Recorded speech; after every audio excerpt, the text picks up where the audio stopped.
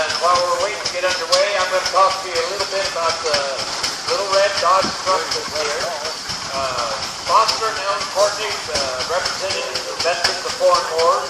He was in the Korean War. He offered to bring the Little Red truck through. Many years ago, back in the 50s, his father drove this to work at the Linden Post Office every day. Then after he passed away, the truck was put in the barn for 20 years or so, and it's covered with chicken feathers and dust and cobwebs. He pulled it out about 8 years ago, had it fully restored. The motor was running good. The rest of the truck fully restored, and for the past 8 years or so, he's been bringing it through, bringing our flags, our colors through.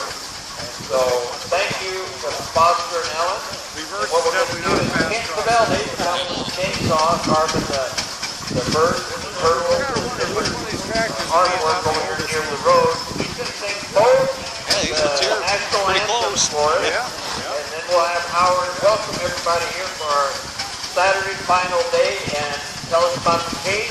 And we're going to start off with a case car.